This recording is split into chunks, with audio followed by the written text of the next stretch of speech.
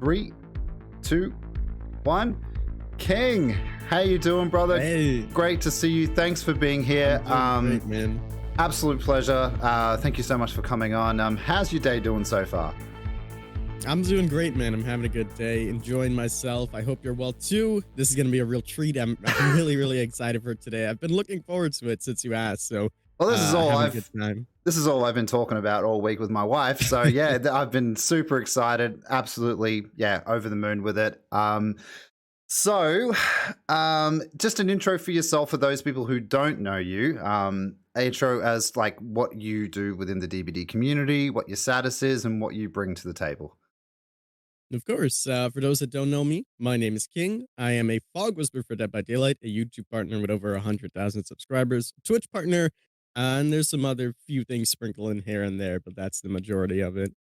Things sprinkled in there. That brings me to my point. It was probably about a month ago. My wife and I I was just watching YouTube and was watching some videos of you and Paulie. And then we got an ad come up, and it was Streamloots the King. And then because you were one of my first ever subs when I first started DBD, just for news and information and things like that. She saw it and she actually said, she's like, "Wow, I'm really proud of him. He's come a long way." So like, I got an ad for you while watching one of your videos, and then Paulie. It was just quite surreal. So it was good seeing you. That Streamloots is great. I've tried it myself, but it's a lot of fun. Quick question. Why did you choose to come to this podcast? Like, why did you accept to come here? I saw the first podcast. I was absolutely blown away with it. Most formats that I see with podcasts are very straightforward. Like there's just a few talking points here and there, and then you just move on. And you could honestly feel anyone in that seat. I really liked your podcast because it mixes it in more personal as well as business side of things and whatever the topic is. So it gives you the best of everything. Yeah. And in my mind, I always said to myself that one day I want to be on a podcast where people would actually listen for me and care about what I have to say and things like that. Because in the content creation space, most of the people come out, they come for news, information, whatever the case is. Yeah. And of course, we have those amazing fans that do care about you as well. But it's really nice to just, talk about yourself. That's why I got into streaming as well. One of the reasons. And I just saw that and I was like, wow, I would love to be on that. That's absolutely brilliant. Yeah, we try to take more of a personal approach, especially with the person behind the camera, because as I've come to learn, and I didn't think I'd come this far, is there's a lot more to somebody than just, I play DVD and I share news about DVD. Right. There's a lot more to people than just that. I just want to quickly mention that the King, he has his YouTube channel, The King. He also has The King Plays, which is actually his gameplay channel as well, which I've subbed to, and he's got some interesting videos there. Love the thumbnails there as well. The King is also on Twitch. Now, your schedule, I'm not exactly sure on it. I just get the notification every now and again. What is the schedule? Me either. I don't know. I don't know my schedule. Mainly we tried it. We were going a little bit earlier now. It's typically from Monday to Thursday, around 12 p.m. Eastern Standard Time. But honestly, it's all over the place. So that's what we try to stick to, but it's a little crazy. Right, that's not a problem. Guys, all the cards and everything, descriptions below will be there for the King to catch him live on Twitch. Yeah. He's a great, wholesome community. I love them. I love polyester as well. So if you're in, if you want something like that, he's the guy to go to. Moving on, what's the story behind the name King? Oh man, it's not an egotistical thing. I promise. That's the first thing everyone goes through. They're like, look at this guy. He's named the King. That's what they type in all their hate comments. Oh, man. Wow, that takes me back. The King, originally, I had a channel ages ago called Drawing King. And I made that channel when I was like 13.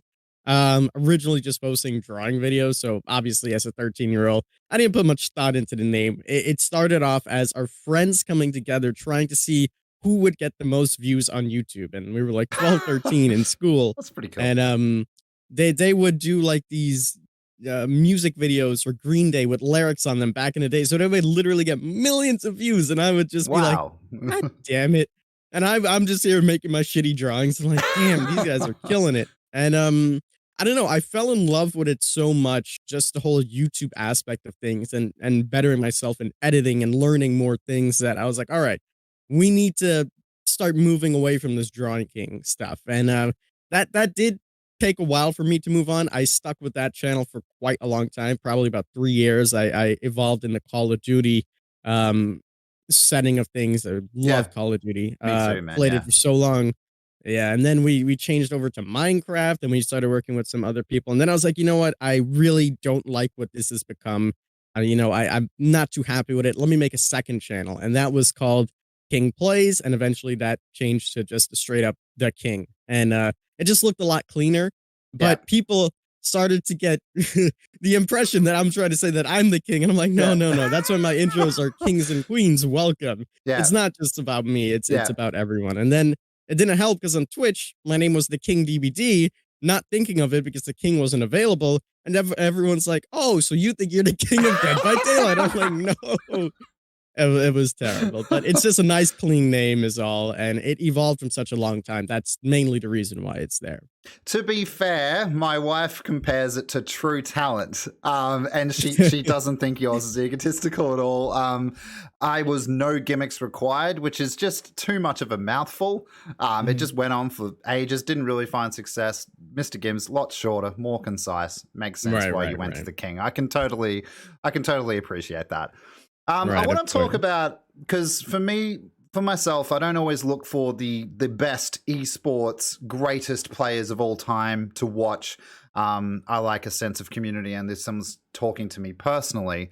So I subbed to you early days, I subbed to Paulie, and I subbed to True just to sort of get better at killers and things like that. But you have such a positive attitude anywhere you are, in any scenario. Let's talk about that. Why are you such a positive person? And it really does come across in your videos, man.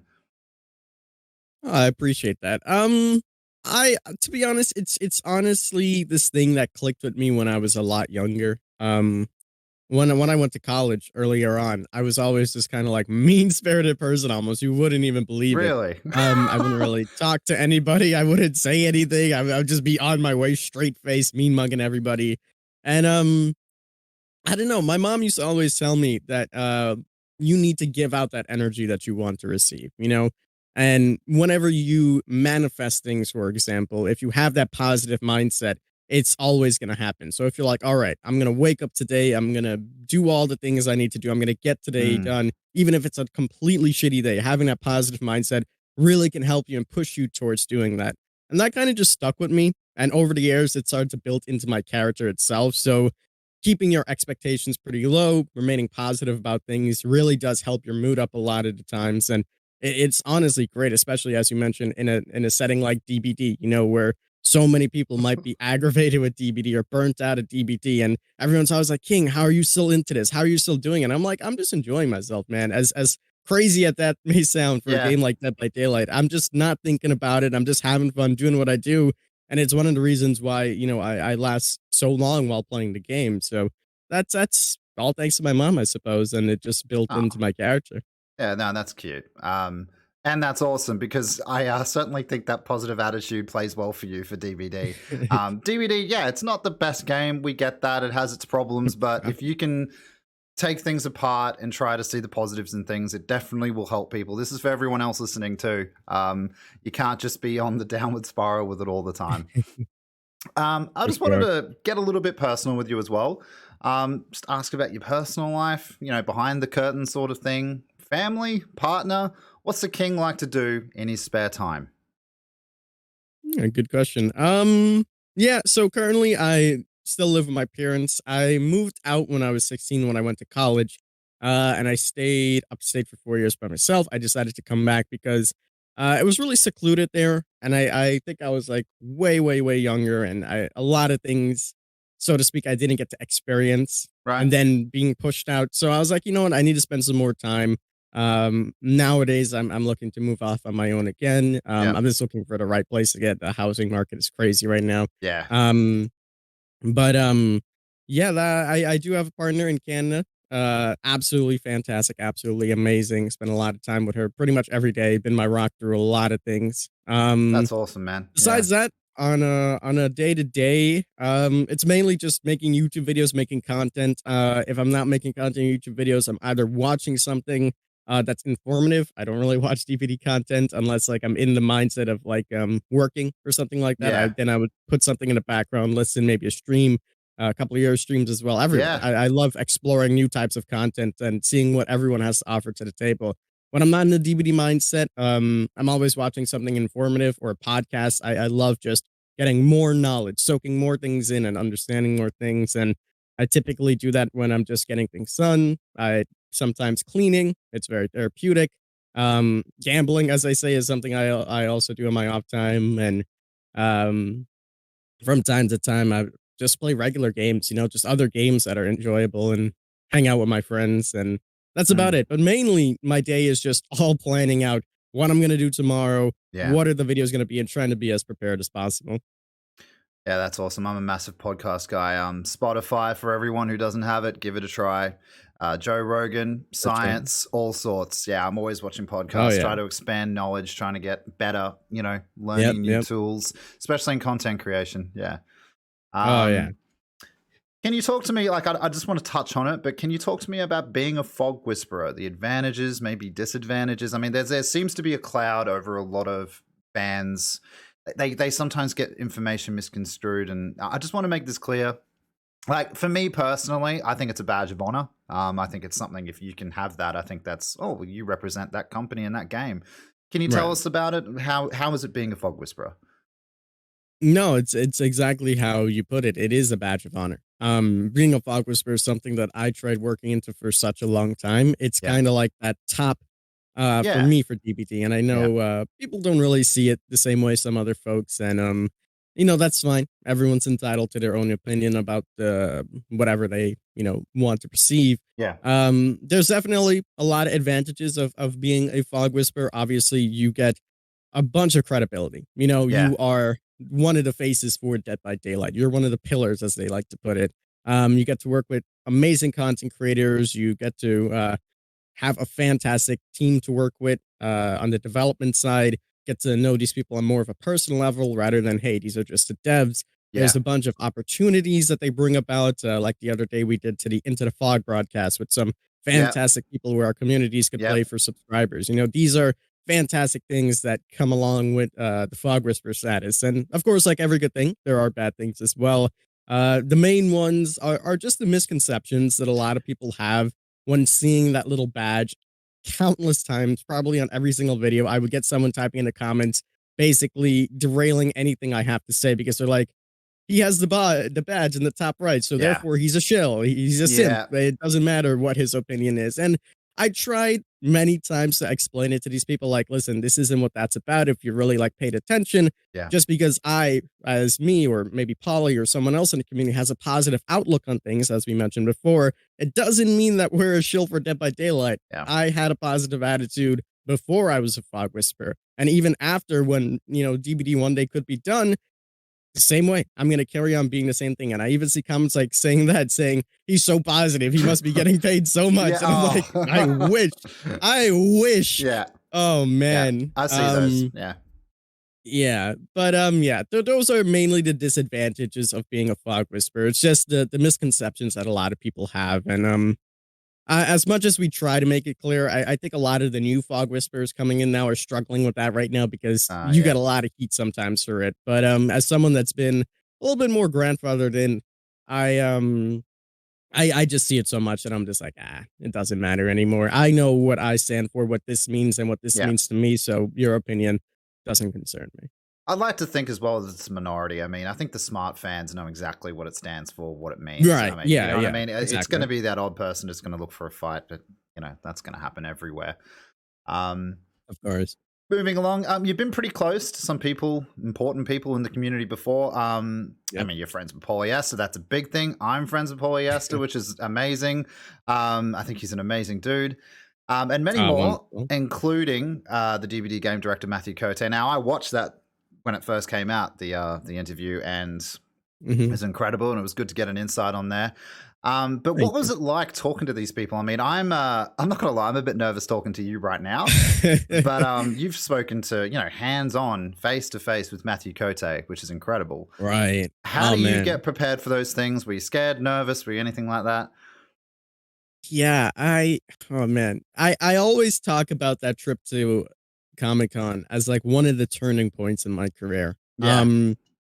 I always kind of knew about the devs, and that's what I mean too as a content creator. not being a fog whisperer, sometimes it's harder to get that direct line with the devs, Yeah. so to speak. Yeah. So when I saw that they were going to Comic Con, I knew that they knew of me, but I didn't know to what extent. So going in there, it was really really weird, and I was super nervous because I was like, I'm going up there, and this wasn't planned. Like we didn't have the interview planned or anything like that. This is something that I just came up on the spot. I was like, can we do this? Oh, I was wow. just shooting my shot, and I had everything prepared in case it was a yes, and everything was just like in case it was a no. So we went there, met up with Matthewcote. We saw Patricia, who was the community manager at the time. Yeah.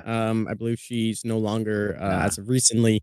Um, Wonderful people on the mobile team and a few other devs that were there just facilitating everyone that a few of them I don't think are on the game anymore. But no, it was completely nerve-wracking. I was just like, oh my God, these are the devs, these are people that made the game. I didn't know Yeah. what to say, I didn't know what to do. And I went up and they were so chill. And I was like, can we do this interview? And Matthew was like, yeah, let's do it right now. And it caught me so off guard. And I was like, oh Oh. man. So we're setting everything up. And I'm like, man, this really isn't gonna work out. Like it's so loud. I don't know how I'm gonna do this. And like Patricia came over because we only had day passes. Yeah. We only had the day passes because they were like $50 a ticket, and I didn't couldn't afford that at the time. So I was like, damn it, today's the day. Today we have to do this. And she just came over and gave us behavior passes. And she's like, listen, you guys keep this. Come in tomorrow at the expo before it even opens, and anyone can be allowed in. We'll do the interview then. I was like, wow. Wow. It was fantastic treatment. So we went in, literally the line stretching for blocks. We walked past everybody, go through, nobody inside. We conduct an interview. It was absolutely fantastic. And then off cameras, they were amazing as well. Yeah. Fantastic people. Nothing but good things to say about them. And it was definitely nerve wracking, being the first time meeting them and talking to them. And even talking to them after the point, like we've had dinner with Matthewcote. Yeah. Yeah. Recently we did another interview with him. It's still, you get those jitters and you're like, oh my God, this is Yeah. like Yeah. Matthewcote or one of the devs. So yeah, it's amazing. To me, I was just in 8 Mile there because, like, for you, you had that one shot. You've gone up there. You had the balls to actually say, "Hey, man, can I grab an interview with you?" That is actually incredible. I don't think anyone knows about that because it just seems like No, not really. you go back and watch that video. You seem so sure of yourself at the time. Like, I thought that was very well done. That's a beautiful story behind that there. Yeah, what kind of I just wanted to direct some traffic towards Matthewcote because he has become not only a meme, he's a very elusive man. I did catch the snippet in your latest video about your podcast coming up with Paulie and him, which I'm so losing my mind excited about the possibility of somebody coming into the game down the road. I know we've still got some steps to take. Right. But can you give me the inside knowledge on Matthewcote? Did you get to know him outside the interview, and how's that relationship now?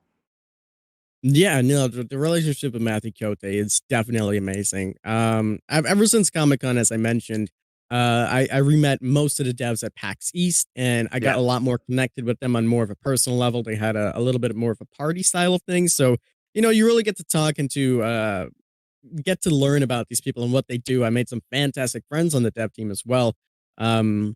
So they're just all amazing people. Matthewcote specifically is a wonderful guy, down to earth, willing to help with anything. Just like the I'll give you another story about the PAX East lunch. So we're standing in the restaurant. I believe it was called Fire and Ice. We're standing in there, and I'm waiting with a few other friends. There's about 3 of us, and we're waiting for Polly and his +1 to come over.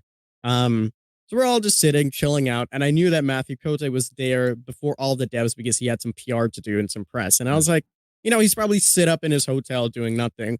Let me just randomly shoot my shot on Twitter and be like, hey, you want to come and have dinner with us? This is you again, man. And yeah, and I think I got that from my dad because, oh my God, I am the most shy person.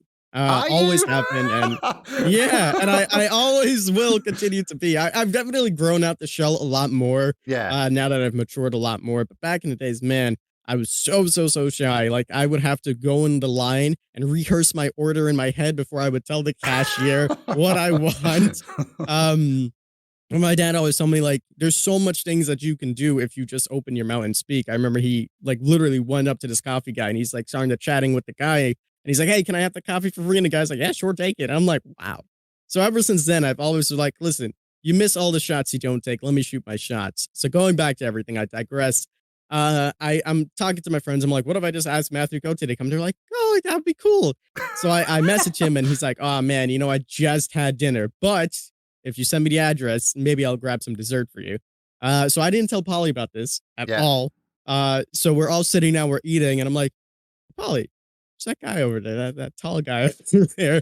And Polly's just like mind blown Oh my because he god. hadn't met Matthew Cote to that point. And yeah, that's what I mean. It speaks volumes about Matthew Cote's character, though, to draw it back to everything about the type of person he is, and just absolutely wonderful. He shared so much with us on that dinner that I can't really talk too much Yeah, of about. course. Yeah. Absolutely fantastic guy, and he's willing to help at any point, and super nice, super sweet, and just a genuinely good guy.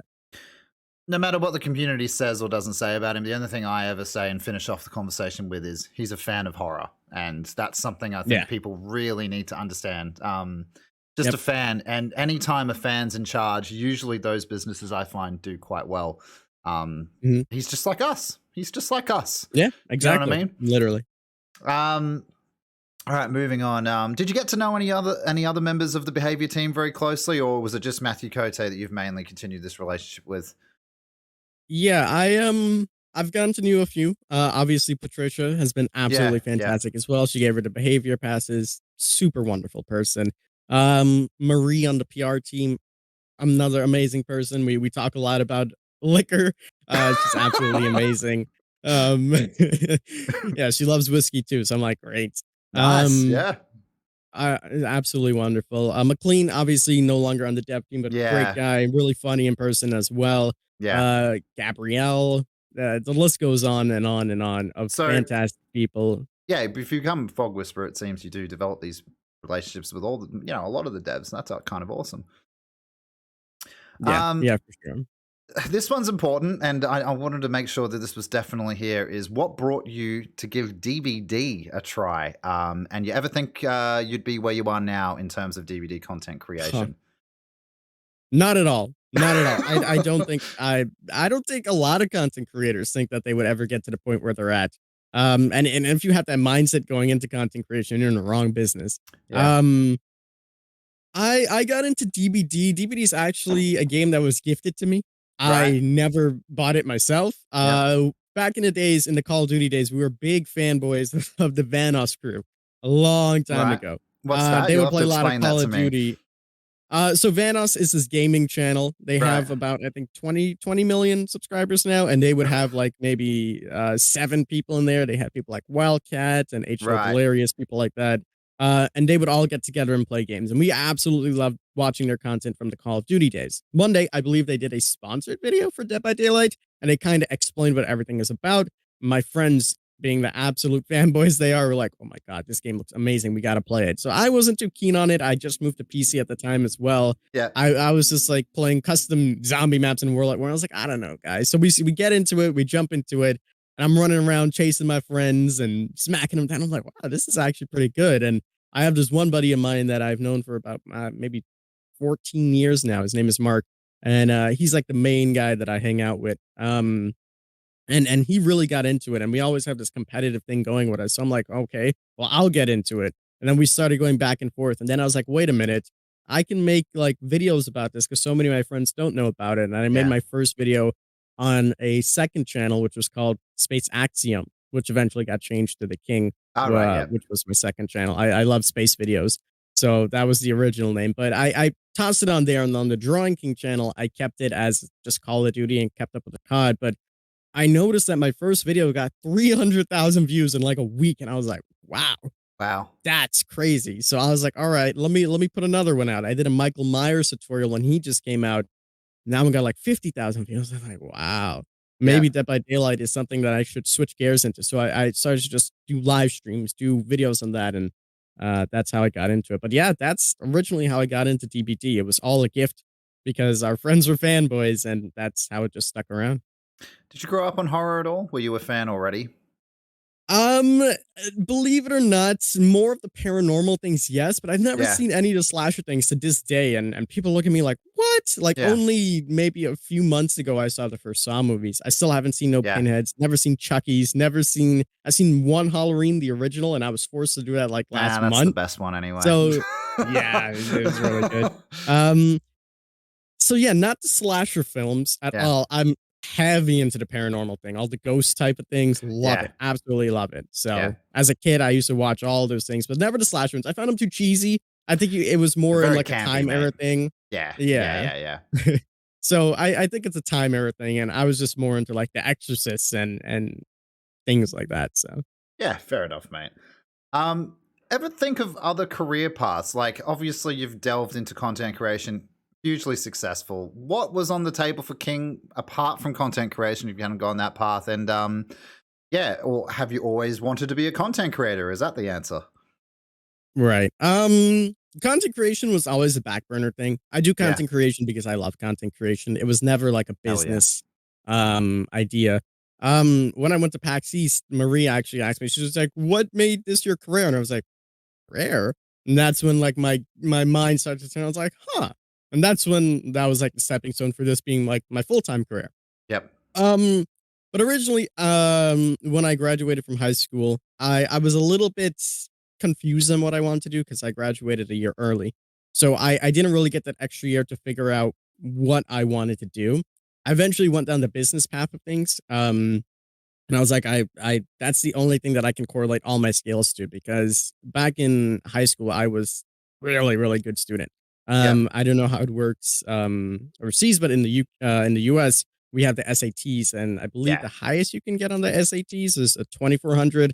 I got a 2200 on the SATs. I had a perfect 4.0 GPA. Jesus. Uh, I got accepted into 5 Ivy Leagues, and I just didn't know what to do because everything was just bam right here. What do Yeah. you want to do? So I initially started to think, okay, like English is great. I love English, but I also love math. Really love math. Yeah. And I was like, I like science too, though, and history is great. So I was all over the place, Yeah. and I was like, all of these skills can honestly be tied into economics, the business side of things. You know, it Yeah. brings everything in. Let me jump into that. So went into college, I started doing business. I took macroeconomics, stats, macro, microeconomics, banking, everything. I did it all, finished Yeah. it all. And that was kind of more of what I wanted to do. I was very involved in the stock market. I really liked stocks. Stocks were my thing. But I never really had the hands-on experience with everything. It was more so just this is how the fundamentals work, but no actual trading experience. And originally, I wanted to get into like Wall Street, do all of that stuff, and it's crazy difficult to do something like that. Yeah. But I was like, this is what I want my mind to set to be. So I was trying to get my MBAs, which is your master's and bachelor's in business association, and eventually content creation really picked up as well. So I finished all of that and I had to pick between paths. So I was like, man, this is a tough one. And then obviously COVID came. And with Yeah. COVID, everything got kind of pushed on the back burner. So Yeah. while COVID was really major, especially here, because I'm in New York City, a lot of Yeah. things went locked down quickly. Um, so I was like, all right, I can't really go out into the open world now and figure out everything. Let me just work a little bit more on my content creation. So I started grinding on that and just more and more opportunities came about. And that's how I kind of stuck with content creation instead of going down that path. And then eventually, I still went back into stocks when GameStop blew up. That's when I really got back into it. Ah. And like to now, oh my God. As I mentioned earlier, I just always try to learn things and read things and listen to podcasts. That's what I did. Everything for business. And I would tell my friends all these things and they're like, you're crazy, man. And I'm going through all these stocks and to now I still have my portfolio, things like that. So kind of have the best of both worlds right now. But that's originally what I would do if I didn't have any content creation, so to speak. I knew you were a clever cat. You can tell. You can definitely tell there's something more behind that. But that's incredible. I think you've made a good choice for now. But as you said, there's always that on the side as well. You can always delve into that Of course. whenever you like. Um, if you were put into a room today with the developers of Dead by Daylight Behavior, what would you tell them if you had 10 minutes? Wow, that's a good one. Well, first, I thank them for all the hard work that they do. I think a lot of people don't realize how much goes into a game like Dead by Daylight, and at face value, we're like, oh, just change this, just do this, without actually knowing some of the stipulations that might be tied into that. Mm. So I would thank them, and I think that's what a lot of people overlook, everyone that makes content from the game, everyone that plays the game and enjoys the game or has enjoyed the game, it's a good game at the Yeah. end of the day, regardless of what changes are coming or what's going on and where the meta is. There will never be a point where Dead by Daylight's like, oh yeah, it's perfect. Yeah. So I would thank them for all the work that they put in because they honestly, realistically don't hear that enough. Yeah. Most of the things they're getting, especially like you could even see on the tweets, as soon as a tweet go up, people are saying all of these things, and Oh my it's, God, it's man. very Yeah. stressful. Yeah, it's a very stressful job for the community managers. So I would thank them. It really does go a long way just to show you appreciation about something.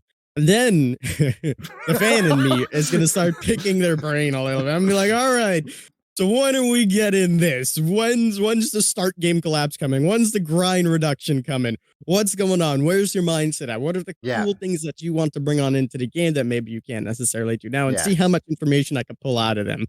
And that's honestly the two things that I would go for. I'd be like, listen, you guys did a great job, but what's next? What's next? Let me hear. No, I totally So agree. that's I what I would totally add. agree. It's a live game is hard. It's hard work, especially Yeah, with the yeah, of moving course. pieces they do. And you compared that with moving pieces, licensing, especially that. There's a lot of other Mhm. parties involved in this one game now. It's not like COD where they got Rambo and Judge Dredd right now as Right. licenses. These guys have got what? Like 12 licenses, something like that. That's a Yeah, lot of yeah, people you've got to check boxes for at the end of the day. yep. Yeah, I totally agree. Thank you. Say thank you, guys. um, so number 11, here we go. Do the devs take advice from fog whisperers at any capacity, and share whatever you're comfortable with here? But yeah, a lot of people Right. have opinions on this topic. Right. No, I could be pretty transparent about it. Yes. The answer is yes. Fog Whispers give, and what the role mainly is I always compare it to, because it's kind of like clouded what the real reason Fog Yeah. Whispers are there for. It's one of the direct bridges from the community itself to the developers, because oftentimes they're busy doing whatever they're doing. So we're like the voice that are like, hey, listen, this is what the community's saying, this is what the community wants, this is what the community doesn't want, etc. So all the content creators obviously have a direct line to most of the devs, so we give our feedback. We Yeah. always do. When there's new things, when there's PTPs, right away we give our feedback. Sometimes we also make videos. Videos are great because it informs the public as well. And I'll get to another point in a second about that. But yeah, no, they definitely do take feedback. Now, do they always listen to the feedback? That's a different story. Yeah. Because one of the major things with it is that even within the Fog Whisperers themselves, there is a lot of disagreement when it comes down to certain changes. And I can give you like an example of it now. The PTP that currently came out, there's some Deathslinger changes, for example. I think those changes are terrible. I think Yeah. they've butchered the Deathslinger personally. But a lot of content creators, some other content creators disagree with that. They think that it's good and they just need to fine tweak it at certain things. So even among ourselves, we have a lot of disagreement. So what is actually pulled out and listened to sometimes feel like it's often overlooked, but that's because we can't even get our minds around certain things. Now, certain things, of course, we're like, oh yeah, everyone is unanimously agreeing like this needs to be changed. Like the HUD, for example, when the HUD was god awful, we were like, listen, this HUD needs to be changed, and we all gave different outlooks to it. Some people were like, just remove it. Some people like revert it. For me, I was like, maybe you can make things toggleable and changeable so people can move it around. Yeah. Because I did it. I like the HUD how it is now, but I didn't mind a new change. It wasn't the best, but I didn't mind something fresh. But I was like, if you're gonna make it fresh, at least give players the option to revert, especially when it's something like UI. So then I also started to think about it as well, because a lot of times with the PTB, for example, we would give tons of feedback. Tons and tons of feedback. And sometimes when the patches come out, we don't see any of those changes. The most we get are bug fixes, and then we're like, all right, what's the point of the PTP? Because if you already know what bug fixes are going to be, because they're like, we're aware of this. Yeah. So if you already knew what the bugs are, then most of the things we're saying doesn't really get changed. What is the point of the PTP? Maybe it's just to find more bugs. I still don't know the answer to that. Yeah. But I think what starts to happen is not only do they have the diverse opinions of everybody, but they also have more statistics on their side that we don't necessarily know about. As more experienced players in the game, I feel like we oftentimes have this skewed vision of things we might think that, Nurse, for example, is one of the strongest killers in the game, which she is, let's be Yeah, honest. yeah, Um, but for someone just picking up the game, they might think the Nurse is the weakest killer because they don't know how to play them. And because of this, statistics are vastly different. And yeah, there's no hiding that DBD definitely caters for more of the new yeah, fan base yeah, yeah, coming into the game, moving in. So I think a lot of those changes as well, one given, are looked at versus the new player experience. Because as experienced fog whispers giving advice about things, it might be a change that on paper sounds great for us, but for the newer players or yeah. for anybody else around, might not be so good. Hmm. Um, so sometimes we give the advice, sometimes it's listened to, sometimes it's not. There's always um the response that, hey, listen, we read your feedback, we acknowledge your feedback. It's not like it goes on a deaf. They definitely do read it. They do read on the forums as well, things like that. Even though people don't think they do, they really do. Um, Yeah, do we always see changes though? Not necessarily, but the feedback is definitely taken into consideration. And for obviously a vast different reasons, sometimes it goes in, sometimes it goes out. And I think negatively, they also learned from themselves where yeah, the community all jumped. I don't know if you remember a long time ago when Freddy just came out. yeah, A lot of people complained about Freddy. yeah, The next day, they completely changed yeah, Freddy, listening to the community and what they wanted.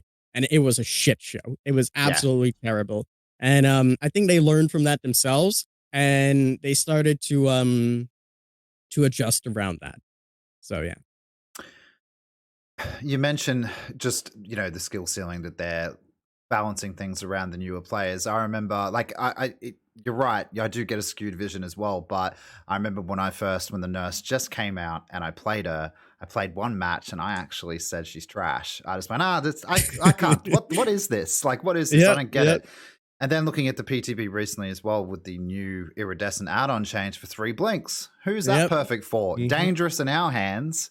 However, Mhm. new audience might find that a lot more easier to get the hits. So it's kind of Yep. interesting you said that. I've never really thought about it from that angle. So yeah, that's cool. I definitely Mhm. think there might be something Right. there. Yeah, yeah. Um, anything you would change or add into DVD today? It can be multiple things if you have them, but yeah, what do you got? Oh yeah. Oh my god. Here we go. He's going to bring out a book. You open it out. Let me just get the book. They teased a lot of things and mentioned a lot of things prior that they could bring into the game. And Yeah, I've even made a few videos talking about some of these cool concepts that they could bring into yeah, the game that I think, oh man, the game would benefit so much from it. A start game collapse, as they called it, is sexy. something that I would Yeah, love. Oh my god. There's been ideas of putting switches to generators, so you can't immediately work on it. You have to turn the switch on before you work on the generator, yep, etc. Or something along the lines. I'm not gonna really think of balancing right now. And people in the yeah. comments, that doesn't make sense. Nah. It just something would be like that would be nice. Yeah. What else? New items would be Oh, fantastic. We haven't yeah, received yeah, new items since the game came out, and besides the fireworks or firecrackers, we yeah, definitely need some new items, man. It's been such a long time. The reduction of the grind. The grind is absolutely crazy. We have 7 pages of perk on the survivor side, 6 pages. What do we have? 94 perks for the survivors. that's it. It's Yeah, absolutely yeah, insane. And then we have to get the different levels, and then if you prestige, you're fucked. They yeah. mentioned prestige rewards as well. We still didn't see no prestige rewards at all. So waiting for that too, because there's no incentive in prestiging. Yeah, Um, we that's definitely something that needs to be looked at, especially as tailored to the new player experience, yeah. as they really care about it. It's so difficult. Um, They actually said man, there's recently the that list goes on and on. they said that they're actually looking into currently reducing the grind though in one of the patch notes or something Right, like that. So I was like, right, right, oh, right. that's the first time they've actually addressed it. So maybe something's Hmm. going on. Could be cool. Yeah, for sure. There's a key. I think keys need a lot more changes, and they did mention they're still going to look into keys a little bit more. Definitely need more changes to keys. Um, and yeah, I the like where it's list. going though. That was a good change Yeah, already, I do like where straight it's going. away. Yeah, yep, But yeah, a little bit definitely more. better than what we had. But yeah, Yeah. it's been so long since we even received anything, so I like that they're finally addressing that, and hopefully we can get a little bit more. Then the new patch is just fantastic overall. Besides some of the controversial things, Massive. great Massive. patch. I was so Yeah. shocked. When I saw part 1, I was like, what? Like, Yeah. how much more you got, Yeah. buddy? I was the first. Yeah. So we're Yeah. really happy about that. Yeah, good. All right, just a little bit off topic now. Tell us about any other games that the King plays. Anything you'd ever stream, maybe, or do content for apart from Yeah, DBD? yeah, yeah. Um, I play Phasmophobia. I recently went back into it a little bit. I loved Phasmophobia when it came out. My friends absolutely love it more than me now. Yep. I always said that Phasmophobia could have been such a great competitor to DBD, but they fumbled the bag a little bit. Yeah. They messed up in a few aspects. That's a whole nother topic. Yeah. I love open world games. I'm a big fan of open world games at the moment, or always have been, especially more of like the buildy type of games. So, I played the last 7 Days to Die. I obviously spoke about Minecraft. I probably have 15,000 hours in Minecraft, as crazy as that sounds. What about Ark? You ever play Oh man, Ark? I heard Survival about it, but I Evolved? never touched it. I never really got into it, but it's definitely one that I might get into. I Ark saw 2's on the like horizon. That might be a good entry point for you. yeah, I think that's probably where I'll head over to when it comes out. I see this new game coming out now. What is it, New World or something? Looks New World looks fantastic. good. Ooh. Oh my god, everyone's been telling me about it. I'm like, man, I gotta get on it. It looks like 2021 RuneScape, and I'm like, yes, Yeah. give it to me. Um, I played a lot of the Elder Scroll games. I played a lot of the Yeah. Fallout games. Absolutely fantastic games. Played The Witcher, one of my favorite games. Oh, And yeah. then you got the horror classics like The Evil Within. I loved. Oh my god, it's so good. And then they had the other one that I always play at the same time. There's The Evil Within. What's the other one? I don't remember. Resident Evil, I think. Resident Evil? Mm, yeah, I think it might be Resident Evil. There's another one that's very similar to it. I just can't think of it off the top of my head. I think you've played more horror Fantastic games than game. me, man. I've my Steam list is long. Yeah. But yeah, I absolutely love. As of right now, I got a little bit back into 76. I've been playing a bit of Warzone here and there, but I'm waiting for the Vanguard to come out. Oh, yeah. Oh, you're going to be picking up Vanguard as well. Oh yeah, of Mate, course, of course. nice. I'm a Call of Duty head. I Yeah. always play COD. We used to be really good at Call of Duty back in the days. Like when I say really good, I mean really good. I had like a 4.7 KD ratio. We were sweat. Oh, okay. Well, We were number we were number 24 in the world for score per minute.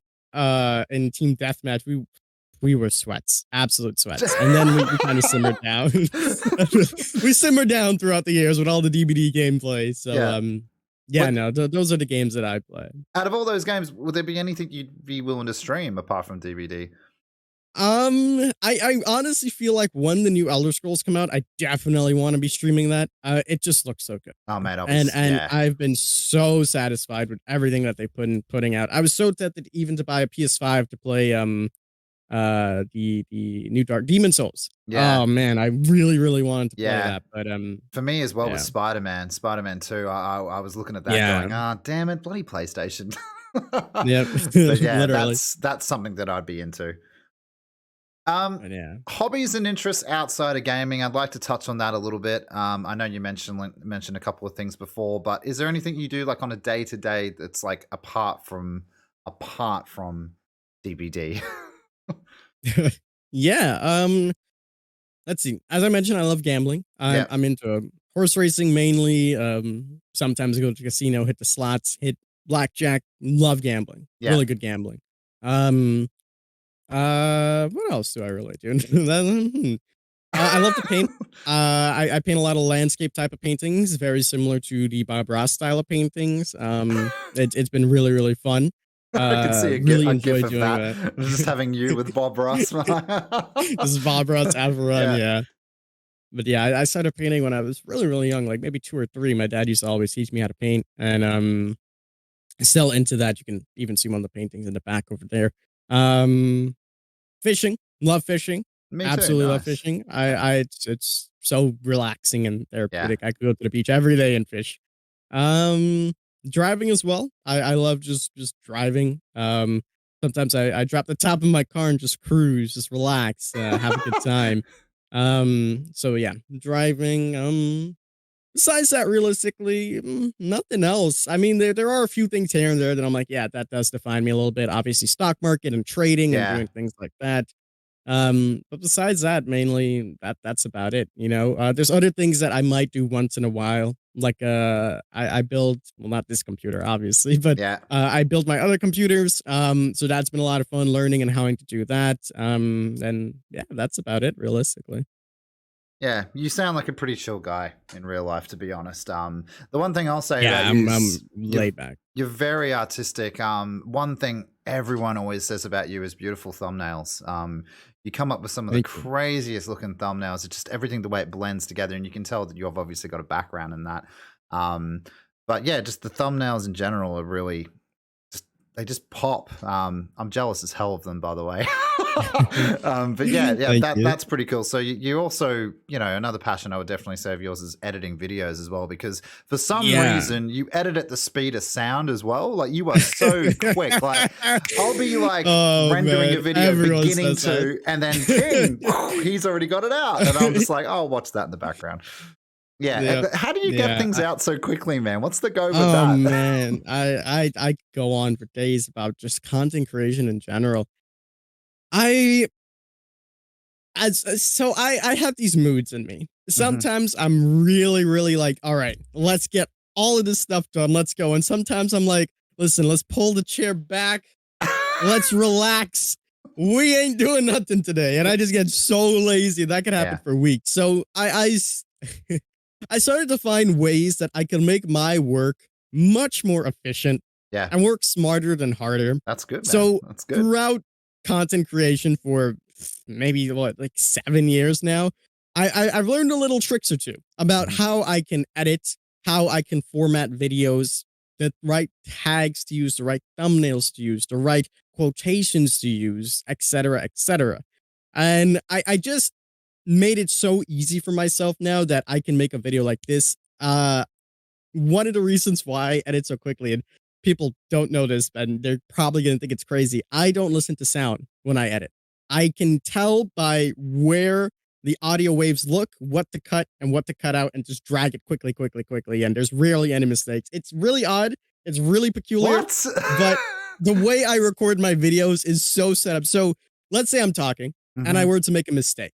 I would mhm. take like a 2-second pause. Yeah, I'll continue my sentence. So now when I'm editing, there's like this 1 second pause that I can see. And then I'm like, all right, I need to go back 5 seconds, cut this out, drag and drop, move it over. And then mm, I'm like, bam, that's exactly what I need to do. So by the time I do all of that, I already have my intro in there. I have my outro already in there. I just slap on some new music, put in all the third lowers that you need yeah. instead of always saying and carrying on. I've learned a few other tricks like putting things in the beginning of the video to keep the interest high and just rendering it out. And the computer definitely helps with rendering much more faster now. And internet is just blazing fast. I take more time on my thumbnails than I do for my actual That's videos. So clear. I've been trying to do You it. can tell. Yeah. Yeah, they're incredible. You've definitely catered that down to a fine art, my friend. That is pretty Yeah. intense. Yeah. So I don't know. Content creation, and I could go on for it about days on what works on YouTube and what doesn't work. A lot of Mm, people behind the scenes have come to me for advice on like what type of content to make. Some of the really big DVD content creators that you've seen even now have asked me like, what do I do? How do you tag your videos? How do you title your videos, etc.? Because one of the things about my channel and especially that I've noticed as well is that 100,000 subscribers is quite a lot. But incredible, before man. I was at like the 20,000 range, the 30,000 range. But my total video views were at like 20 million, 30 million, which is Yeah, far higher than some people that are like in the 100,000s. And they're yeah, like, how do you do it? Like, what's the trick? What's going on? Right now, I want to know the trick to get more people to sub at that point. yeah, Um, yeah, yeah, yeah, yeah. but but the views are pouring in. And then I started to realize that a lot of the information that I've learned from like the Call of Duty days, for example, Mm, really helped in the Dead by Daylight era because it Dead by Daylight was so new and fresh back in the days that it was yeah, just whatever you put out, if you can title it correctly and thumbnail it correctly, you would get views on it. And that's why a lot of these content creators you might see, then you're like, oh, they're just doing this. I could easily do that, but I don't get views on it. It's just because they're grandfathered into it. Right now, Dead by Daylight's so competitive. There's so yeah, much people making videos, making streams, etc. That if you're one of the OGs and you're in there, you're in a very comfortable position. yeah. Um, but yeah, as you said, I feel like I've mastered it down to a fine art, and now like let's say the week is going, pretty all right. And I look at all my analytics and I'm like, yeah, I'm comfortable with this. I can just coast. And I'm like, all right, I'll Yeah. just put up regular content that I don't care. And if I'm like, all right, I need to turn up the heat, I need to post some videos that are going to get a lot of views, going to get a lot of watch time, etc., make a lot Keep of it up. revenue. I'm like, all right, I Yeah. know what to post. I know exactly. I have videos ready on the back burner anytime I need to do, and I just push it out. And I'm like, all right, this needs to go now. I've never actually fully full send it where I'm like, all right, for the whole month, I'm just gonna go crazy. I think I did that maybe once back in the days, and I had back to back like 2 million view months, and I was like Jesus. back to back, and I was like, that's enough now, no more of that. So that's what I say. I'm lazy. If I really were to just sit down and just work, and I did the same when to get Twitch partner. Yeah. All of my friends say, you always say you're gonna do it, but you never do it. Because I was really struggling to get above that 75 average. And I always told my friends if I really wanted to do it, I could do it. And I would tell them this for months to the point where they didn't believe me. And I was like, all right, fuck you guys. I'm going to prove it. I'm going to prove you guys wrong. And I literally just grinded it out. In like 2 months, we got partner. And I was like, I told you. So, yeah, I don't know. I feel like if I put 100% all the time, it definitely would be a lot crazier. And I've been trying to tap into that. And especially recently, I've been so motivated that I'm like, all right, let's do it. But Quadrant 4 September is terrible. But bad time to get motivation, but we move. Yeah. But yeah, as you said, I mastered it down to a fine art. At least I believe so. And yeah, it's just a lot of fun at the end of the day. It's still something that's still a passion. I think that's why I haven't put 100% because I just enjoy doing it. And I don't want to treat it as if it is a job. And then I'm like, oh, I got to go do my job, you know? That's what I tell people about you and Paulie. It doesn't sound like a job for you two. I mean, like often more often than not, you guys are actually playing together. And it just sounds Yeah. like a group of people playing games together and Mm-hmm. having fun. Especially with the Streamload stuff. That was pretty cool, that comp with the gummy. Yeah, I absolutely Streamloads cracked up with that video and the reactions to that as well. But yeah, it's friends playing games, and that's how it comes across. And that's the kind of community that I want to get involved with. And yeah. Well, moving forward, this was a question I had for you later. But content creation as well, you're just talking about how you've mastered the process, but do you have any tips for anyone new coming into it? It doesn't have to be DVD, but what was your journey? Some of the mistakes you made, maybe some things you would have done differently, and what are the things that you're really proud of as well with content creation? Oh man, I'll start with the tail end. I'm proud of just the journey, man, and it's not thanks to me. It's thanks to everybody watching, and I'm sure you can reciprocate that. Oh yeah. Without the people watching, the people supporting, we would be nothing. Anybody could come on here and make the same type of content that we do, and they would get the same amount of love. So it's all thanks to everyone watching and showing their support. Absolutely. Really, really proud of that, and really happy of that. And the journey that has come with that, and amazing friends and people that I've met, and so many of these great opportunities I've had is all thanks to the people. For anyone trying to get into content creation, I always tell them do it. I always push for people to do it. Even my friends, every day I'm like, you should do this, man. You should do it. It's so easy to get into if you know what you're doing. And I think that the no part is the difficult part for a lot of people because it's a big hill to climb.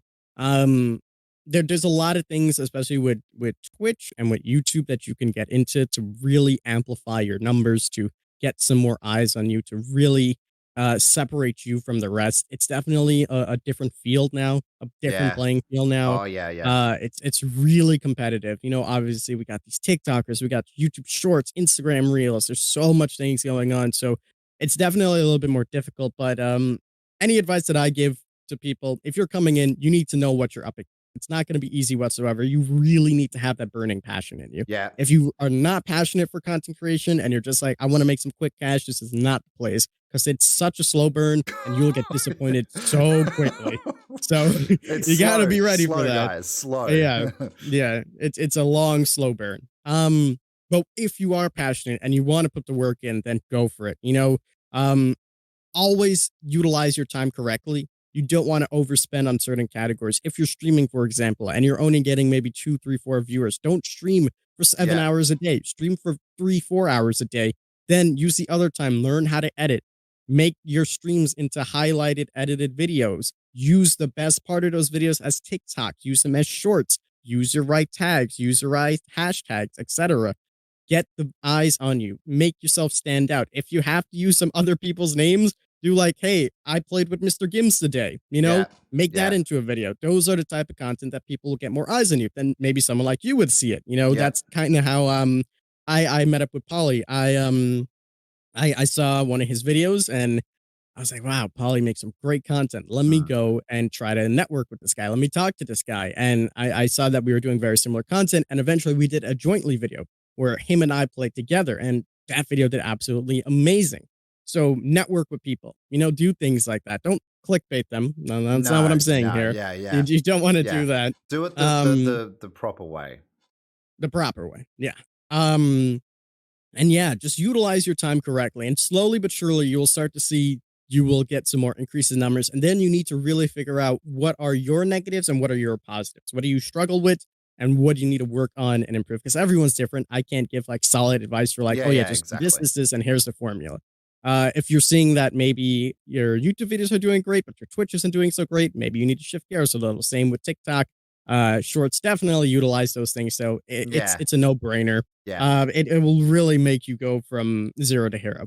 It's just a new age of Very things. powerful. Be careful though. When you are like starting to get going though, if you're like more of a developed content creator, you don't want to flood your community hub or flood your shorts with too much because YouTube is such an annoying platform with that. Yeah, Same with live streams, and I know you do that as well, which is a little bit of advice that you can have as well.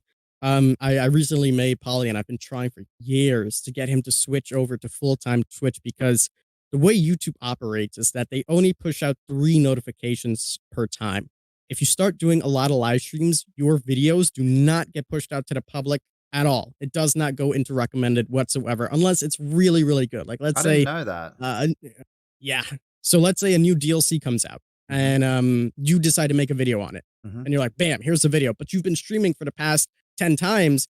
And then let's say you stream right after that, that video is going to tank. And I Damn. experienced that for years and years and years. So you're going to be at a ceiling that you put in for yourself. And if you look at your stats, you will see that it's only going out to your subscribe, nothing from Yeah, the unsubscribe. It yeah, might even be a straight line. yeah, That's because YouTube doesn't push it out. They don't care, frankly.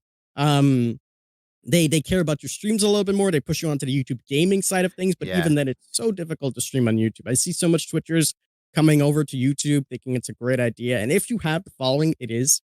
If you don't, it's a struggle. yeah, But Twitch is honestly made for streaming. They have a lot of terrible things going on there, and they really need to clean up their platform. But it definitely is more for streaming than YouTube is. So yeah, stay clear that if you are, and this happened to me recently too, I didn't know because I never use a community tab as much until I put two and two together. If you are constantly using the community tab or using your shorts too much, what happens is when people are on their mobile devices and they're scrolling, that's what's recommended first, not your yeah. videos, not your streams. I'll give you an example. I used to watch this amazing guy. I won't say his name. He used to make fantastic Dead by Daylight content. And I didn't hear about him in 4 months. And I was like, where did this guy go? I seen his live stream the other day. I click on it. He's just been streaming. Nothing has been pushing into my recommended or even my subscription box. Again, YouTube is very tricky. So you need to know Jesus. what to post. And you got to be careful with how much you post a day. So it's definitely, those are the things that I mean, that when you're stepping into content creation, you don't really know some of those things. And those are the things that could really hinder you. Mm, Same with the way you title your videos. mm, That's why I tell people use all 100 characters. You got to get the keywords in there, etc. Those mm. are little things that people pick up on that just years and years and experience have taught you. So, yeah, I don't even remember what the question was, but No, no, you've answered it very there's well. the answer. You don't know how many times I've been told that, yeah, you need to go over on Twitch and stream over there, because I've always streamed on here, and for some reason it's worked for the most part. But you are right. I have seen some of the straight line treatment. I have seen some of the subscriptions clicks, and wondering what the hell's going on with everything else. Yep. You recommend giving Twitch an honest go? Um, Honestly, yes. Yeah, Give it a month. That's what I told Polly to give it a month. yeah. It will be a struggle translating your Of YouTube course. audience to Yeah, Twitch. yeah, It's so difficult to get people to move platforms from you, and it's going to be a hard time growing. But yeah, give it a try. Post some of your highlights so your audience doesn't miss out, and let them know, like, listen, this type of content is over on Twitch. This is what we're going to be doing on Twitch now, no longer on YouTube. And don't make that your main content as well, because that's also yeah. something else that you're going to be tapping in. You still have to make your news videos, your rants, Yeah. whatever it is that you're making, your podcasts, and still push those out, but add those highlighted videos on top of that. Slowly, those will gain traction and Yeah. people will start watching them. Again, it's a slow burn because you're Oh, yeah. tapping into a completely different audience. But in a month's time, if you do it religiously for a month, you will definitely see changes. And you will see how your videos will start to get elevated even more so than what it was before. And if it doesn't work and you're like, you know what, this is shitty, King gave me shitty advice, you can come back and I you won't can be try. doing that. It was all the But no, king. I told Polly, Yeah. I told Polly to try that out, and he's been going for 2 weeks now, and he's like doubled his numbers on Twitch, He's and his incredible. YouTube, he's He, finally like he was stuck in this bubble for a little bit of like the 90,000 range. He was stuck at like 95,000 for so long, yeah. for like maybe 6 months now, Yeah. and as soon as he changed that, he's already at 97, and I'm like, that's just how I YouTube remember algorithm when he works. took It's the a bet with bitch. you closest to 100,000. I remember that. And then, Yeah, yeah, it was just, yeah, I figured, I looked at it the other day and I figured he would have been over, but no, but it's gone up by a little bit now. And I'm like, oh, okay, right, that's pretty sexy. And that's since right, he's right, taken right, Twitch partnership. So I've been keeping my eyes on it. exactly. It's just a lot of people look at me and they think I'm the most like I get nervous as well. So I guess it's like a fear of rejection or something like that with going over to Twitch. Right, right. Maybe my No, of audience course. won't come with me, you know what I mean? But I've been keeping my eye on it, so we'll have to No, see what yeah, happens. I get the mindset, and I had that for a very long time, where I would only pull like 30, 40 people, and you get the people come in, and they're like, "You should have a lot more views," and I'm like, "I get it's a compliment, but it hurts. It It hurts." hurts. Yeah, and if you don't take the leap, as what I always said, you'll never know what's on the other side. I always was stubborn to not move from YouTube as well to Twitch. I used to be like, I'm YouTube all the way. Yeah, And then I started to think about it and I was like, maybe I should give it a try. And I did give it a try, and man, was it the best decision I made. And that's why I tell people to do it. And that's just in general, yeah, just anything, not just for content creation, for life, or whatever it is. You got to take that jump sometimes and make that decision, because if you're doing the same thing, as they say, over and over and expecting a different result, it's definition of insanity. insanity. So, Yeah, right. So go for it. Try it. Give it a try. Give it a month, just to change and see how it is. It's not like, let's say you make that decision, your career is over, for example. You always can rebound. And if you always. decide to come back for YouTube, you're like, all right, yeah, let's just get back in, you Yeah. know? Oh, thank you for the advice, man. Yeah, I'll definitely No, consider for it. sure. Something that's been a long time coming, I think. Opinions on other games in the same genre as DBD. So, as you've definitely, unless you've been living under a rock, you would have heard about VHS. They're Yep. pushing out a lot of dev content at the moment where you can check out the gameplay of it, as well as around the horizon. I believe it's penned for February next year is the Evil Dead game. Does the King have Yep. eyes on other games in the genre? What's Mhm. going on? Personally, I would never like switch my content up like that. To me, that's just shooting yourself in the foot, Yep. unless the game really, really, really takes off. Yeah. And then at that point, you need to make the decision. Kind of like when PUBG was out, it was number one. Fortnite came out, Fortnite blew past. You need to know when to hop ships to. Yeah. But I digress. Competition for Dead by Daylight is the best thing that can happen to Dead by Daylight. Yeah. It will push them to do things and to stare them into things that they would have never even thought about. I feel like what a lot of these games have done, and I spoke about that a little bit earlier as well, is that they get into this asymmetrical horror type of stuff. And even if it's not asymmetrical, like I mentioned with Phasmophobia, they just don't do it correct. Yeah. The thing that happens is they jump into a genre that is like so heavily dominated by Dead by Daylight. And they do their own unique thing that people absolutely love. Take a look at, I can name countless of games, Hide or Die. Yeah. We had last year, we had Home Sweet Home. Yeah. You have these fantastic DVD killers that have amazing things that people love. But then they get this big boom because a lot of the Dead by Daylight community, they're not too fond of some of the changes. Maybe it's a bad patch, whatever it is. People are burnt out. They like something new. It's in a similar thing. That game blows up. They get so much attention that they've never had before, and they don't know how to handle it. They don't know what to do. And everyone's a little bit different. Like last year took the big payday from Discord. The devs didn't take any feedback from the community whatsoever. They pretty much rejected it all and banned people for giving it. I seen there's like a Chucky game that's coming out now. The devs are doing the same exact thing. I saw so much bad posts about it saying like the devs cannot take criticism. And that's the one thing that Dead by Daylight did Mm, correctly. Dead by Daylight got their initial boom, and Matthew has that's one of the things he spoke about at dinner with us. They said they got their projected 2-year sales in a day. yeah, And they did it was so big, but they acted on it. They instantly put out patches. They instantly put out changes. They gave us developer updates, and similar to what VHS is doing yeah, right now, which I'll get to in a second. But what Dead by Daylight did was, bam, gave us a free DLC, new content right when things started to get sale. Right after that, they gave us the huge Halloween chapter license, and you're like, holy shit, this yeah. is a good game. And they continue to roll with that ball. What these other games are doing is that they get that initial boom, but nobody acts on it. Phasmophobia, for example, had such a huge run. It was such an original concept, so big. And I never think there's going to be an asymmetrical game, and you might quote this years from now when there is and laugh at me, but I don't think there's going to be an asymmetrical game that is going to be able to beat Dead by Daylight in their own genre. No, 100% They, agree. as Yeah, they like to put it, they are the museum for horror.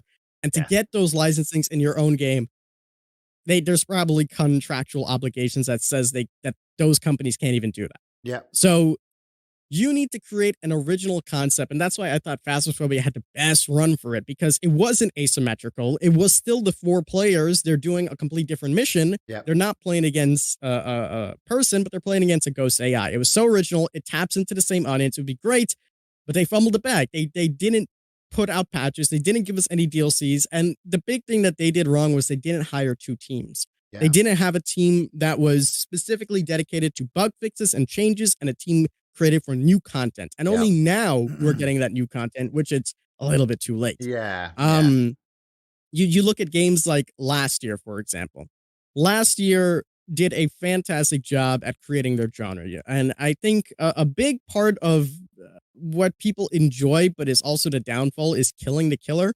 And that can be said the same for Home Sweet Home, because mm, very well coordination, it makes it unfun to play on the killer side. Because if you get into a really good team, even in Dead by Daylight, you can still do things, right?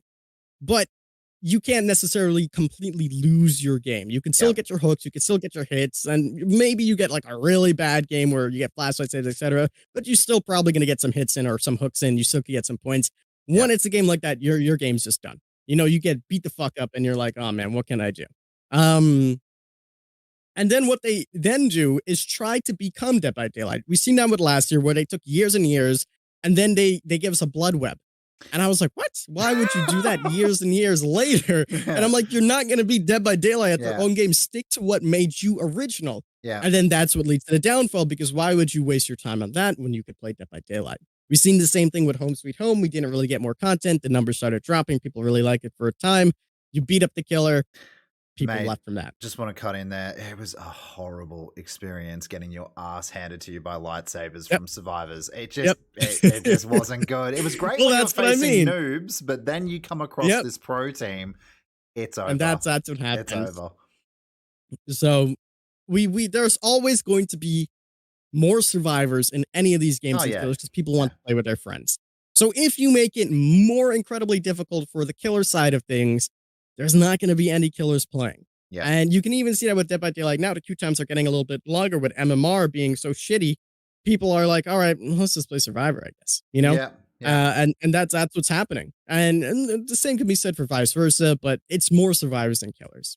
And then now we obviously have this new game in the running, VHS, and the developers look very enthusiastic, which I'm yeah, happy for. yeah, And I really, really hope that they do things right. I am rooting for them, because whatever comes out of that will make Dead by Daylight better. And I've always said that as well, because I do care about Dead by Daylight. I'm passionate for Dead by Daylight, and absolutely. there's changes in Yeah, there that I don't agree with. I think they could do some more in certain aspects, and I feel like if we got patches like this every time, people would be so much happier, but we yeah, really haven't seen that. So when a game comes on and they're your competitor now, you're always going to be pushing forward. Like I mentioned with my friend Mark or with Paula, you're always pushing forward to be the better one. yeah, So we're going to start seeing things from DBD that we could never have imagined happening before. And even concepts and ideas that that game might have could come into Dead by Daylight, like not Hide or Die, Home Sweet Home. Or maybe it wasn't Home Sweet Home. It was this really early access beta game that I tested. I don't it remember the was name of it. Monstrum 2. Yeah, Monstrum. Yeah, That's the one. You open up a locker and it was a quick 50-50 decision, left or right. And if you Yeah, picked the wrong one, the person would escape the locker. I said that would be that's fantastic as a brilliant. perk or even a main feature Yeah, that Dead by Daylight could utilize in their own game. yeah. We obviously didn't see anything like that, but things like that would start driving that up. And then you'll see things that you would never expect to come into boat games, and competition is what TBD needs. I think a lot of people get a little bit misinformed or misconstrued with the information too when content creators say we're looking for competition. Just because we're looking for competition, that doesn't mean that we're wanting it to beat DBD. Competition's Exactly. healthy. I grew up Yep. on wrestling, loving wrestling. For me, it was WWE or WCW. But when the two Yep. companies were fighting each other in the Monday Night Wars, it made both companies better and it made you want to go watch both of them every week. So Yep. really, they were just Yep. doing their own numbers up. I don't want this game to destroy DVD. I want it to compete against DVD in a healthy, Exactly. positive way, and Yep. hopefully it increases the longevity of either of them. But yeah, I don't want the game to die. And the other thing that I say to No, of other course. people is, and content creators especially, I say, and when it comes out, VHS is now. Can you see yourself playing this game for 5 years? And usually the Right. answer is, with the prior titles, is nah, I'll pick this up for a month and then back to DBD. Yep. And that's exactly what we Exactly. see every single time and again. So yeah, Yeah. best of luck to VHS. No, 100%. Don't know I how think it's they gonna have a go. good thing going for them. Yeah, I do wish them success, and I hope for everyone's sake we could see some success in that, and we can have a good healthy run. yeah. Um, mid we've kind of glossed over this here and there, but mid chapter 21.5 overall thoughts and opinions. Go. Um, Overall, good change. Yeah. I love all the things that they've done. Well, not all, but I love the meat essentially. Don't Yeah. take that out of context. Love some meat. Oh, but No, I it feel was you. jam I feel packed. you. We got the part one, we got the part two, we got key changes, hatch changes that we've been asking for so long. So many perks were looked into that definitely needed some love, and I've been preaching on them to do something like that because they did it age ago when they changed like calm spirit and those perks, etc. I was like, they need to do something like that yet again. We obviously got 4 killers that received changes, and then Yeah. add-on passes to other killers. We received the changes that changed considerably, moderately, all of Such that a actual healthy numbers. So choice. good. Brilliant. Yeah. And so much more. And it was fantastic. It was absolutely fantastic. And I think this is the best patch Dead by Daylight has ever received. Ever. Um I think they need to do more patches like this, but the thing is that one of the reasons why this patch was so big was that McLean is obviously leaving the Yeah. developer. Yeah. And this is something that I've mentioned before and how passionate these devs are that we again don't really see. Before he left, these were all of the things that he wanted, to work on, to get changes to, etc. And he knew that he was going, so he Yeah. tried to give us as much as he can, as much as he can, and even helping out his own team with the kill switch. So now they don't have to worry about, oh my god, we have to do this. Now you can just disable something for the day, whatever it is. Yeah. Get the fix out quickly instead of waiting till next Tuesday, Yeah. and then bam, players can Which rejoice is and be something happy. we complain about all the time. Yep. So he put so much time and effort into it that I really hope that the new team that's there and the pre-existing folks would be able to continue to do things like that and continue to give us mid-chapter patches like this, and the team itself can see all of the positive feedback and be like, all right, we need to give our 100% every single time. Patches like these where we go through killers, go through things like this, and really help out the community and give them what they really want, even if it's changes that are minor that we've just been asking for Yeah. ages, like a search bar for the perks would be Yeah. fantastic. Things like that people would just really love. Quality life changes instead of just, we've had some mid chapter patches where it's like, all right, one killer's changed. Here is the reworked map. That's it. Those are all right, but it lasts Yeah. for like 2 days. And then you're like, just feels like a normal patch, Yeah. not really a big rework. So if we got more things like that, I think it'll be fantastic. More specifically onto some of the changes, I like the hatch and key changes. Definitely been waiting yeah. too long for those. So Oh, yeah. happy they're in the game. Yeah. More can be done with keys, in my opinion. That would really be uh balancing it out a little bit more. The Death Singer changes are completely awful. Yeah. I don't agree with them. I don't think they're good. I think they really, really hurt the killer, and there's no incentive to playing him over another projectile such as Huntress. And realistically, there wasn't that much before, in Yeah. my opinion. You know, Yeah. like sometimes I'll jump in, but if I wanted to get the job done, I would pick Huntress over that singer any day. And now that's just going to amplify that fact. And I think you won't see that singers as often. And even with the add-on changes that they gave him, I still don't think it really helps. And then they changed his terror radius as well, Oh etc. man, that was big. That Um, was big. yeah, I think it really, really hurts him overall. Yeah. And there could have been other changes that they could have incorporated to make him a little bit better. I get the mentality of, especially for the newer players, not having much counterplay when you're in a one-on-one chase, but Yeah. there's other ways that they could have fixed and addressed that issue. And I think this just makes him very boring to play, and people really want to enjoy him on either side. And Which I which think they were brings me fearful. which brings me to the spirit Good. changes, man. I actually think they were very positive. There is Yep. still a bit of a game plan there, and you need to adjust yourself. Mhm. But I think those changes were overall positive. Yeah, Spirit is I mentioned this to everyone as well. Very similar to the nurse changes that we received with the recharge of the blinks. And I said, if you know and you truly know Yeah. how to play this character, you will not be affected whatsoever. The directional phasing, and on paper it sounds worse than it is. In game, it's still very hard to detect. You Yeah. still have that counterplay that you have now more so than before, but you still have to be very aware of this. We obviously didn't see the dust particles on the floor, which I think will help a Oh lot god, I more. hope that doesn't come in. Similar to the Wraith. Yeah. I currently I think Spirit is still really strong if you know how to Yeah. play her and you know what you're doing. I don't know how the dust particles are gonna affect her. I'm interested to see those changes, but I think it could be a little overbearing and too much, but we'll have to wait and see, of course. But overall, I think that was a healthy change for the Spirit, and she definitely needed a little bit more sense in counterplay. I know some people are on the other side of the fence saying that the Spirit is weak, Spirit is dead, but I don't think so. Trapper changes, absolutely Oh lovely. As god, a yeah. Trapper main myself, well needed, just balances him out a little bit more so he's not as bad as he used to be. We obviously got Plague changes, which are pretty healthy as well. I didn't really see much Plagues, and we definitely will see more. Yeah. Some of the add-ons are a little interesting, but Yeah. overall not too bad. And yeah, no, overall changes are pretty good. And then we finally got reworked for some things like Top Knot got changed a little bit, which is something that That's was acceptable to be absolutely fair. cracked. Yeah, that's acceptable. I mean, I'm sad because I Yeah. used to run He's it a lot, but he's it's fair. still It's he's fair. still Oni though. He's good. He's Yeah, good. he's still good. And yeah, overall changes to the perks are fantastic. I think what is it, Blood Favor might need to Yeah. be looked into a little Blood bit. And Favor is then cracked, man. yeah, Blood Yeah. Favor is cracked. So they definitely need to look into, especially on the Trickster. And then Yep. Boon Totems. Obviously, we got the massive introduction of Boon Totems. Definitely need some cooldowns on those. In one send or the other, whether it's the survivor, it's their self can't cleanse that specific totem for an X amount of time, or any survivor can't touch that totem once Yeah. it's been stomped on. I forgot what the word is called for it Yeah. exactly.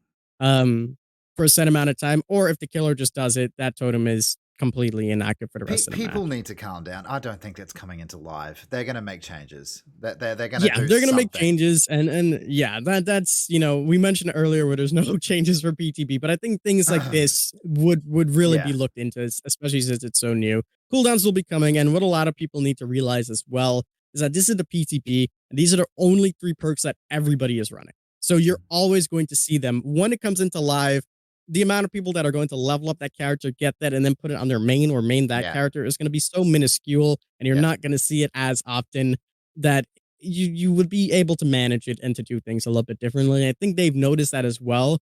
They might wait a little bit. They still might add in a few cooldowns, but if you initially don't see it, I'd say don't panic because you might not even see boon totems that much. I definitely do think that they do need some cooldowns though, 100%. But Yeah. overall, it's just the new age of Dead by Daylight. This is Yeah. a big stepping stone for them. And a little bit of what Matthew told us too in our interview was that this is the future, essentially. The same Yeah. way how Hex Totems came into the game. This is going to be the new thing that's in the game, and years from now, we'll see more. I'd like to see more Scourge hooks in that future as well, personally. Yeah, yeah, I Yeah. mentioned that as well, and Dave Richard, I believe in an interview mentioned that we're going to see more Scorched hooks and Good. more things like that, which it'd be so fantastic. Yeah. I can think of so many cool things, like Oh yeah. specific hooks that make you bleed out faster, Monstrous or Shrine.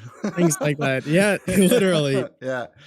It would be so cool. So I'm excited to see, and I think scorched hooks and boon totems will be the new age Yeah. of Dead by Daylight. Yeah.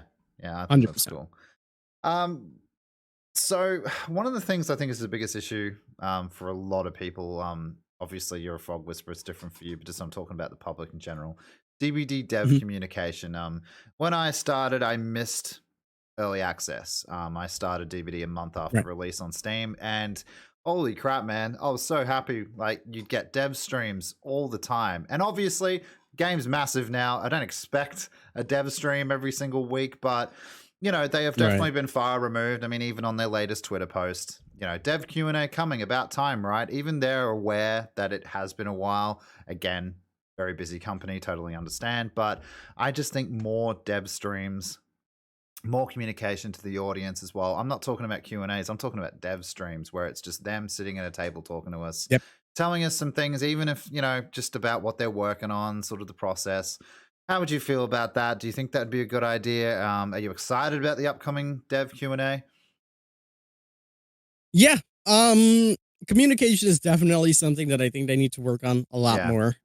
Back in the days, they used to give us so much. We Oh used to yeah. have Q&As all the time, upcoming features, what's going on. We've had some of those famous memes that came out, go play Civilization.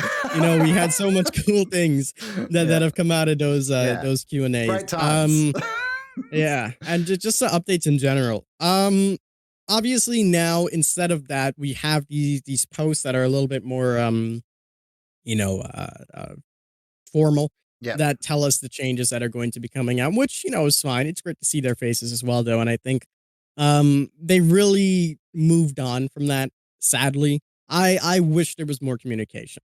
Now, as you mentioned, they are a busy team, so I don't really Yeah. expect them to really push out so much things. But the transparency is what I think would be a little bit more better than necessarily more communication. Whereas if they're making this change, it could be like, all right, listen, this is the change and this is what we have in mind. Or Yep. like they did a fantastic job when they decided to change object and decisive, showing us what those changes would look like and judging the reaction of everybody. And obviously everyone went up in a frenzy, but I think that is what needs to be, Yeah.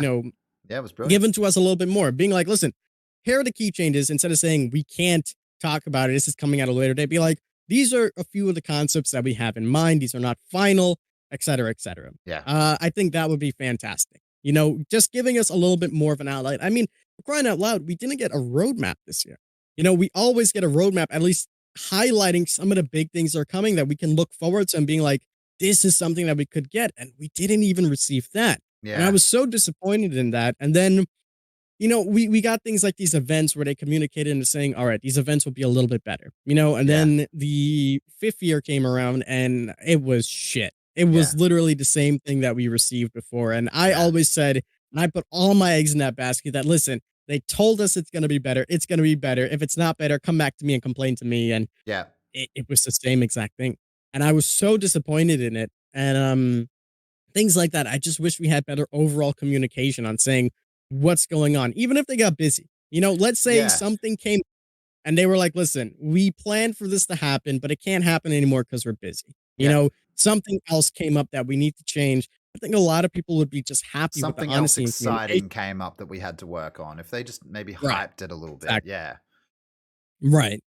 And we've seen other developers and companies do this where, you will get people that are mad, but most of the people would be happy.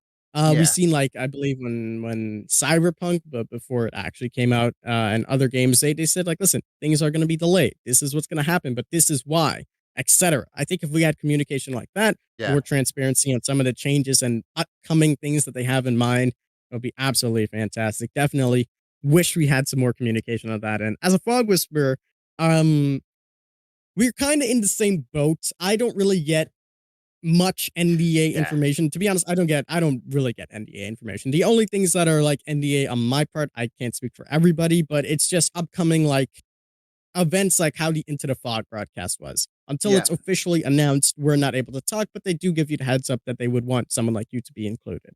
I'm not here knowing what the next chapter is. You Yeah, know, yeah, maybe some people are, maybe some people are playtesting it. I don't know what's coming in a mid-chapter patch. I don't know any of these things. I'm just as a regular person. And I believe most of the Fog Whispers are as well, especially since they're not in office now. I don't think anyone's able to playtest anything. I think they did that a few times ages yeah. ago. But And that's another thing we yeah. should mention as well. They're actually still currently not back in office. So a lot of Yep. people just think it's business as usual. Yep, they're all still working from home. I believe the actual behavior team, not just the Dead by Daylight Yeah, section of it, is about 3,000 people, and in office right now they probably have maybe 50. yeah, So yeah.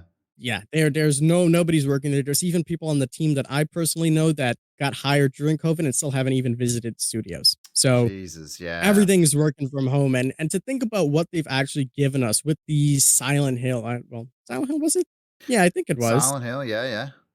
Resident Evil, Resident Evil, Pinhead, yeah, all from home. yeah. You know, it's pretty crazy to think about, you Yeah. know? So, yeah. Yeah, transparency. Definitely agree. Transparency for sure is definitely something we need more of. All right. Well, I feel like we've smashed the DVD part, which was very informative. Thank you for that. But a couple of last things and we're done. Anything you would have done differently in your career? I know you've spoken about other things that you could have approached, other things you've studied in as a content creator or streamer, though. Yes, I think there's a lot of things that I would have done way differently if I kind of knew. Yeah. Obviously, in this day and age, the future's the future now. But we can see that there's a lot of these content creators that make maybe a specific type of content that you're like, man, if I did that back in the days, I would be grandfathered into this. I Yeah. would be like killing it. Especially with gameplay type of videos. It's so Yeah. hard to tap in.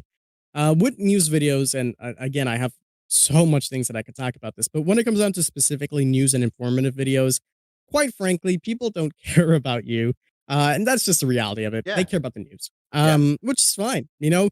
But in turn, those videos tend to get more views on average. Collectively, there's also more news. So when the month comes, you would get maybe, let's say, 1 million to 2 million views, or maybe 500,000, whatever it is, right? Now, the people that make gameplay videos, their numbers might look very, very high, but that takes a lot more time and effort. You got to get a good game. You got to It's edit true. it well. The video comes out, it gets maybe 50, Yeah. 60,000, but at the end of the month, they're getting less monthly viewership than you. However, on the flip side, that transforms different in the subscriber path. Someone like me, I struggle to really gain subscribers every month. You know, I would gain maybe about 1,000 subscribers a month, 2,000 most. If it's a really good month, maybe 5 or 6,000. Yeah. Versus someone that makes gameplay videos would gain 10,000 a month, Yeah. 20,000 a month. People really enjoy that type of content, and that translates well when they go over to Twitch because they Yeah. like them for them, not for the content they're posting. They enjoy what they're doing. Because everybody posts gameplay video, you need to be more enticed to that person. When you make news videos, it's kind of who puts it out first gets the most views. That's the harsh reality Yeah. of it. Yeah. And if you title it and thumbnail it right, you will do better as well. So it's always a little bit competitive in that sense, but that doesn't translate well for people coming and watching you for you because you don't really get attached to personality. It's just someone talking about the news. Yep. So if I could go back, I think I would definitely mix it up a little more. And that's what I've been doing a little bit more now. I did a test of it for a month where I would continue to post my news and informative videos. And I also mixed in gameplays at night, uploading 2 times a day. And it worked well. It was a slow burn though, because initially I didn't see any good results. And I just kind of tossed the idea. And looking back now, I'm like, wow, these really took off. And I didn't know. Yeah. So back in the days, I would definitely do more of those build type videos, things like that, and mixing them in with my informative videos, and then going straight over to Twitch. I wouldn't have wasted like the 3 years I did on Dead by Daylight playing, streaming on YouTube, and suffering on the YouTube Damn. side of things. I would go over. Yeah. Don't make the same mistakes, Gims. Don't make the same mistake. I would go over to Twitch and really try it out. And go for the partnership way earlier, and then start putting out TikTok didn't exist back in the days, but those shorts really, like, whenever they were to come into play, get on it as soon as they came out. I see people, which I think is even a little bit smarter, making second channels for clips I've itself. seen that. So Yeah. you don't flood your own algorithms with those clips. It's very smart, but you need a big following to get those things to really take off. So it's a little bit more difficult in that sense. And that's why for now, like, I started my second channel as well.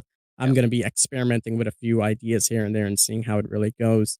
Just adding extra bits of gameplay here and there, and even whatever I want to post realistically. Good So luck. those are the changes that I personally would have done. Um, I'm going to take your and yeah, advice on that. That's, yeah, it seems you've done the same yeah, thing that I did years ago. So, yeah, right. And probably pick up a little bit more on some of the things that I brushed over as a content creator. Like there's some ideas like lore, for example. You know, that people have picked apart solely from videos and really fine-tuned it and make some fantastic content. I see these videos all over the place where people talk about lore-based things, or they yeah. mention some more of the license type of things. They That shit's really interesting, though. fine-tune it. Yeah. Yeah, it's really good, and Yeah. that's what I mean. These are the type of things that back in the days, not many people were talking about, and it was so easy to pick up and to get into, but we kind of just brushed over it because we were like, it is what it is. Let's talk about the big stuff, where people really do enjoy those Yeah. type of content. So kind of doing everything essentially, and pushing out as much different, diverse type of content to really get the people more attracted to the personality rather than the actual contents of the video is what changes I would. That's, yeah, that's all very good. Um, Anything you'd like to add? A final word? I mean, it's been an absolute pleasure having you on. I've gotten to know you a lot better. Hopefully the audience has as well. I will say I'm very I respect the grind. I respect the jump to decisions, the taking a chance. Again, I'm hearing like 8 Mile in Appreciate the it. background, like as you're like, Matthewcote, can I please have an interview, please? All right, yeah, thank you. But it seems you've made a career out of that as well, which is pretty cool. Any final word at all, King? Final words is just thank you for having me on today. It's been an Absolutely. absolute pleasure.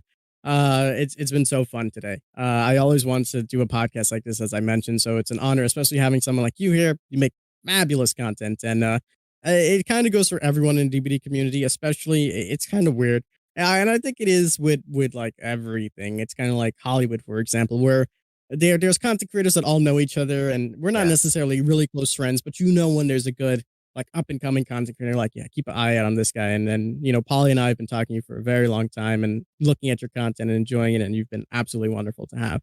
Oh So wow. I'm really happy to see all of your success and much more is to come. I know that for sure. And just, really excited and happy for you. And yeah, those are my final words. Thank you very much, man. I'm excited to follow Of your career course. as well. I'll be continuing to watch you and Paulie over on Twitch, and good on you, Paulie, for that decision as well. Also, make sure you catch the King's double channels on YouTube, his normal news channel, as well as his gaming channel as well. All the links will be in the description below, as well as time cards coming up here and there.